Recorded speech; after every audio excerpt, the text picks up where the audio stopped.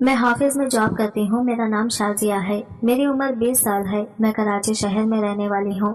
طوفانی بارش صبح سے ہو رہی تھی اور میں حافظ میں بیٹھی بیٹھی یہی سوچ رہی تھی کہ اتنی طوفانی بارش میں گھر کیسے جاؤں گی. اتنی طوفانی بارش ہو رہی تھی کہ تھمنے کا نام ہی نہیں لے رہی تھی.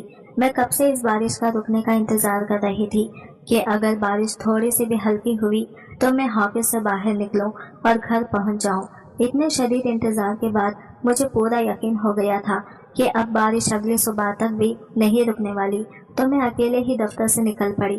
سب لوگ تو اپنی گاڑیوں سے جا چکے تھے اور مجھے حافظ میں کام کرتے کرتے کافی وقت گزر چکا تھا. جیسے ہی کام ختم ہوا تو دیکھا تیز طوفانی بارش ہو رہی تھی. اس بارش کا رکنے کا انتظار کرتے کرتے بھی کافی وقت تھا. رات کے 8 بج چکے تھے اور پوری طرف اندھیرا چھا گیا تھا اور بار بار گھر سے بھی فون آ رہا تھا کہ اتنی دیر ہو گئی ہے. اب مجھے بھی پریشانی ہونے لگی تھی. اب تو کوئی راستہ نہ بچا تھا. میں نے اپنی ماں سے کہا کہ میں کچھ ہی دیر میں دفتر سے نکلوں گی اور گھر جلد پہنچ جاؤں گی. آپ پریشان مت ہو. میری فون کی بیٹری اب ختم ہو رہی تھی. اتنی تیز طوفانی بارش کی وجہ سے ماں پوچھ رہی تھی کہ اتنی بارش میں گھر کیسے آؤ گی. اماں کوئی نہ کوئی گاڑی یا پھر رکشہ ملے تو میں سیدھا گھر آ جاؤں گی. میں اتنا کہہ کر فون بند کر دیا تھا.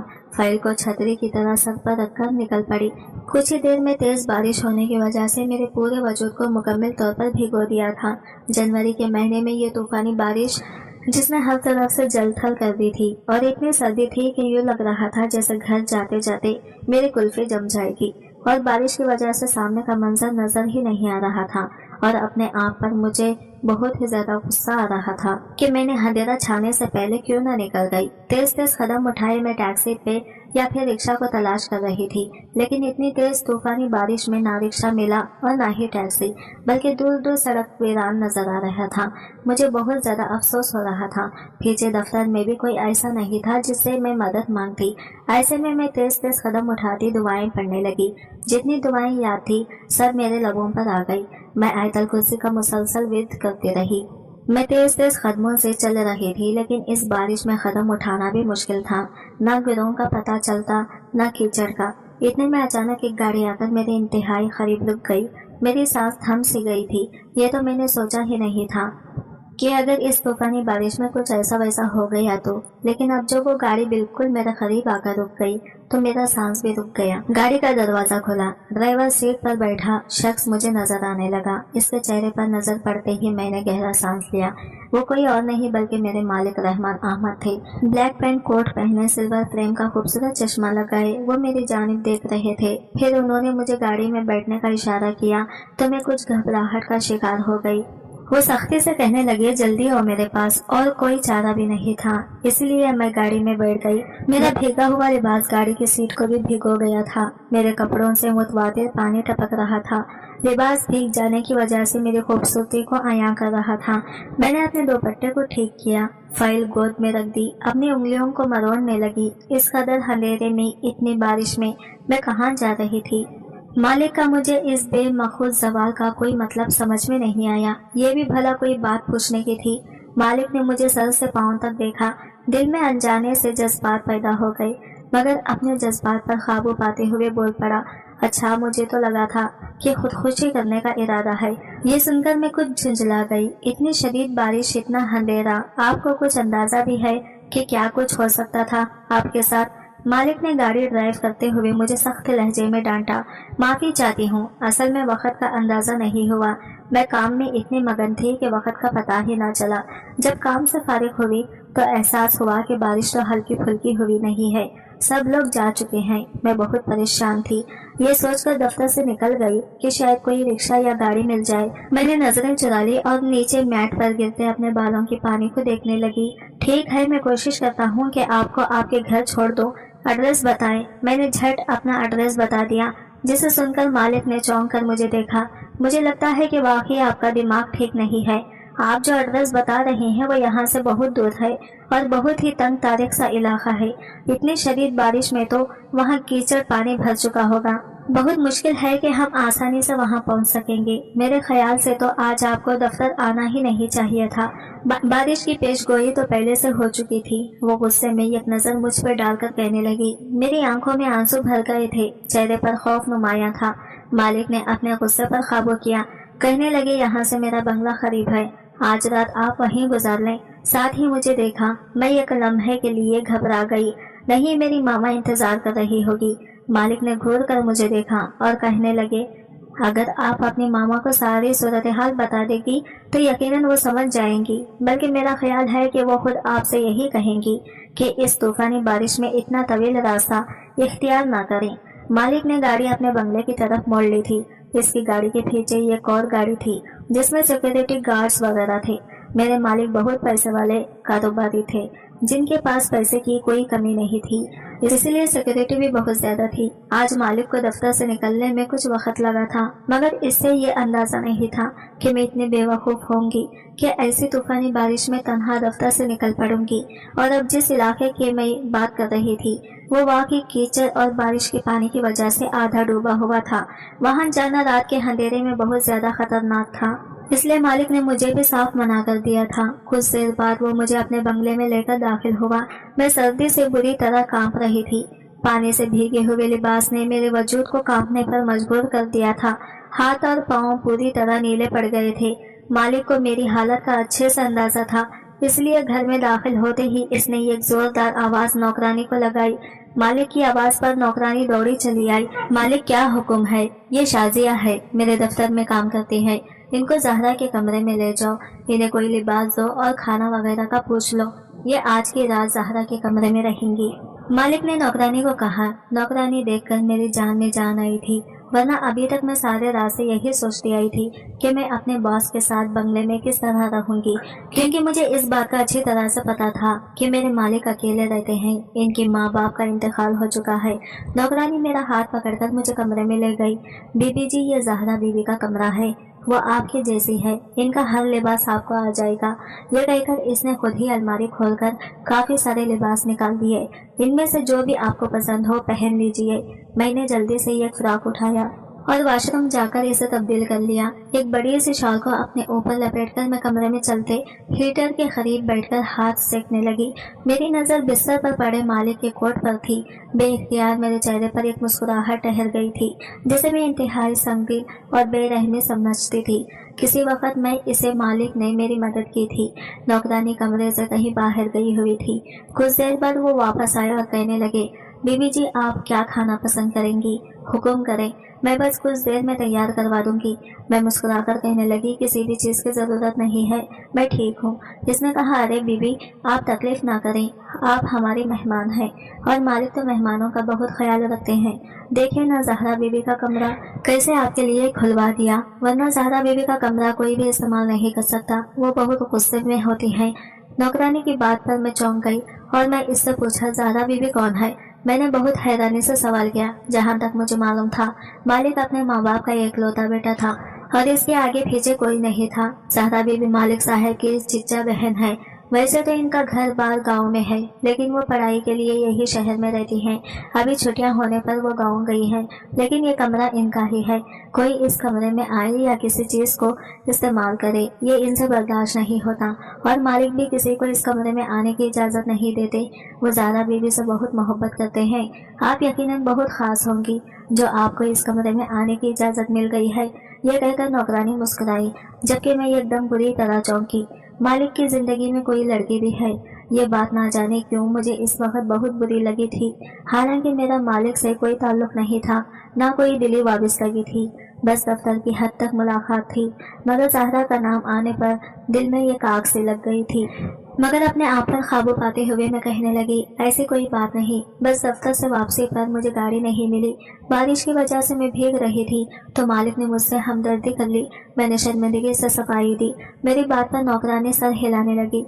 फिर वो खुद ही मेरे लिए बहुत कुछ खाने को ले आई। थोड़ा बहुत ही मैंने कुछ खाया था। मुझे तो बस सुबह का इंतजार था। अपनी माँ को फ़ोन करके मैं बता चुकी थी कि मैं सुबह आऊँगी। मेरी माँ को भी तसल्ली हो गई थी। रात के 2 बजे के करीब मुझे बेचैनी से होने लगी। अनजान जगह, नया कमरा, नींद तो नहीं आनी थी। नरम बिस्तर पर कभी दाएं कभी बाएं करवट बदल रही थी। बेड पर डबल मैट्रेस बिछा हुआ था जिस पर मैं पहली बार लेटी थी। कुछ देर तक मैं ऐसे ही बैठी रही। फिर मैं कमरे से बाहर निकल आई। चारों तरफ सन्नाटा था। इतना बड़ा बंगला मैंने आज से पहले कभी नहीं देखा था।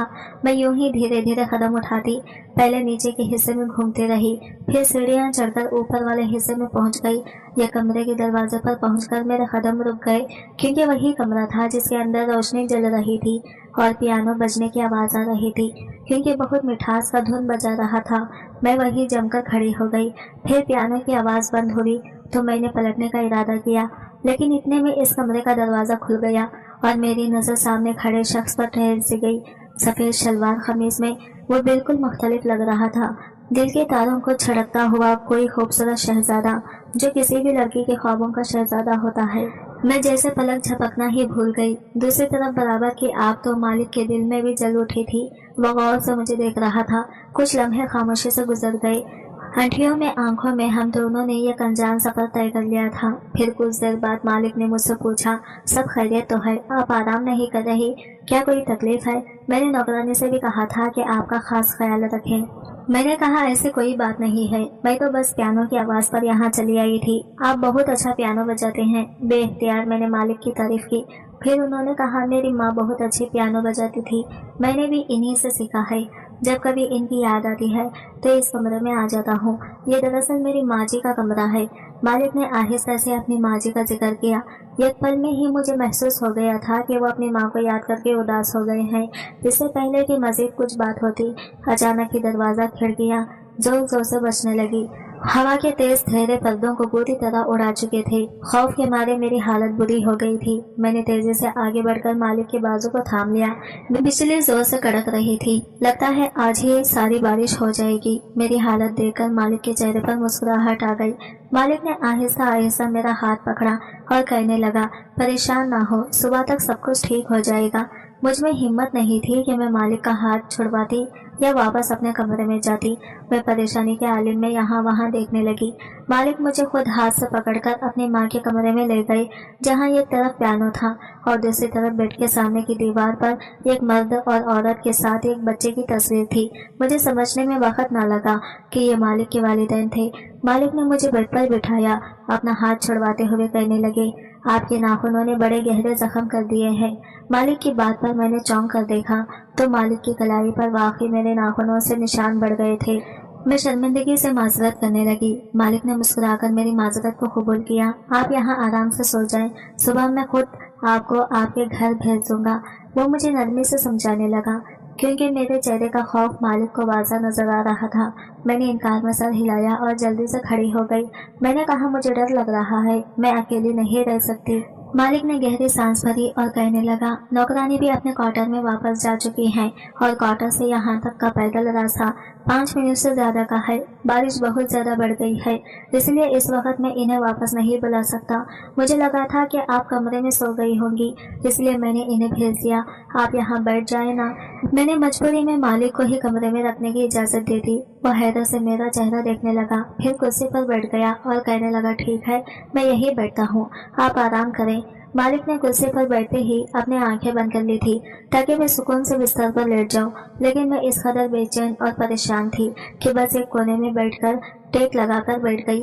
मेरी नज़र मालिक के चेहरे पर जमी थी। इसकी चौड़ी पेशानी और ऊंचा नाक इसे खूबसूरत होने के साथ साथ मगरूर भी बना रहे थे। 2 घंटे ऐसे ही गुजरे। मालिक को शायद नींद आ गई थी कि अचानक ही बादल इतनी जोर से गरजे कि मेरी चीख निकल गई। मैं दौड़कर मालिक के पास पहुंच गई। मेरा बस चलता तो ये एक बार फिर से मालिक के हाथों को मजबूती से पकड़ लेती, लेकिन इस बार मैंने ऐसा कुछ नहीं किया। मेरी चीख पर मालिक ने आंखें खोलकर मुझे देखा था। मैं बुरी तरह कँपा रही थी। मालिक ने आहिस्ता आहिस्ता उठकर अपनी शाल उतारकर मेरे कंधे पर डाल दी और मुझे दोबारा बेड तक ले आई, क्योंकि इस कदर खौफजदा हो।